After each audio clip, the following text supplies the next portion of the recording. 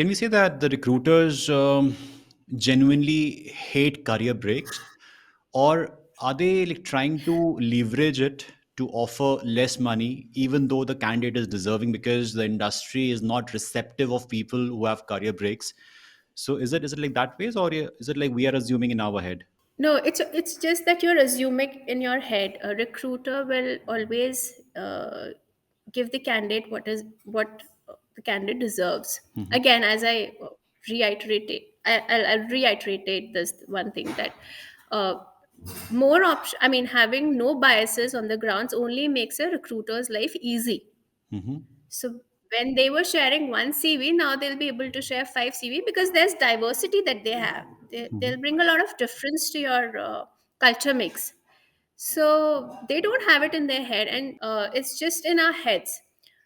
But yes, in terms of money, sometimes they do negotiate with the candidate, telling them that they'll be picking them up at their last given or last drawn salary. They do that, but I, for one thing, have this thing in mind that people who really want to get back into the game, no, they'll they'll make it. Somehow they'll make it because I've seen that happening.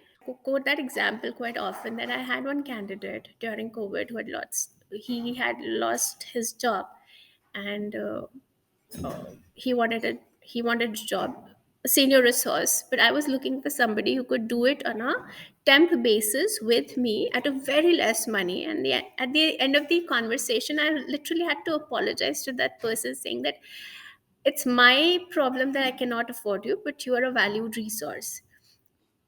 The person jumped at the opportunity, saying that hire me at whatever you want me to. So I went back, got him interviewed. He was brilliant at the technicals. We offered him what we had in hand. But in a month's time, the team realized that we have to work something out for the person because the person was deserving. Yeah.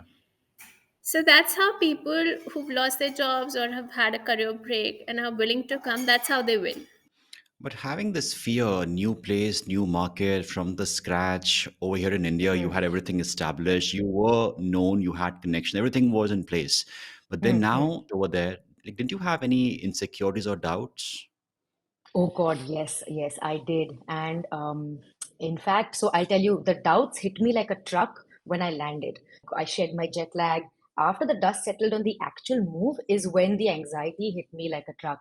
So I'm honestly, hand on heart, I could lie and tell you otherwise, but hand on heart, I'm a hot mess right now. I live with anxiety every day because I don't know what I'm going to do here, very honestly.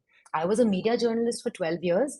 I moonlight as a fiction writer and poet, and I have a degree in clinical psychology. So I do have many options. So I don't think that should be a problem, but it's not easy. It's not easy at all. So I wake up nervous these days. I don't wake up happy. So I'm very anxious. And that's a reality I live with. And I know I'd like to tell people listening to this also that let's not romanticize career breaks. While I support them, Mm. while I endorse them, Hmm. I'm a living example of these breaks. Don't romanticize them to a point where you really make you don't do good by your degrees and by your work experience. You have to make good on your degrees. So don't cheat yourself. So be careful when you take that break because right now I am quite nervous about what I'm going to do next. So I have to still figure it out. So you caught me at the right time, I would say. So if anyone plans to take a break, maybe irrespective of the gender, what should they do? Something very honest and practical advice that you have to offer. Yes, definitely. So I think the obvious one, I don't even have to say it, but the obvious one is get your finances sorted, right? You don't want to jump in and then realize you don't have a life jacket. So definitely get your finances sorted, save up for that break, plan for it. So be practical, be smart about it money wise. Hmm. Secondly, your reason for taking the break should make sense to you. It doesn't have to make sense to anybody else, but you should be damn sure why you're taking a break. Because I'm telling you, before anyone else penalizes you, your future employer or your future boss or a human resource professional, like you mentioned earlier, I think there's also a tendency to penalize oneself. So, we'll just keep second guessing the decision. So be very sure.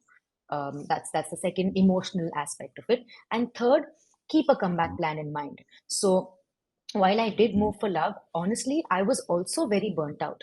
So I had this desire to kind of slow down and take a break anyway. So and I had a comeback plan. I said, okay, I'm going to pursue a passion in the interim. I'm going to do my Mhm. fiction writing, do my poetry, see where that takes me. Mhm. Give myself maybe six Mhm. months, and then come back into the field I left. So have that comeback plan. You write it down somewhere. Be practical about that.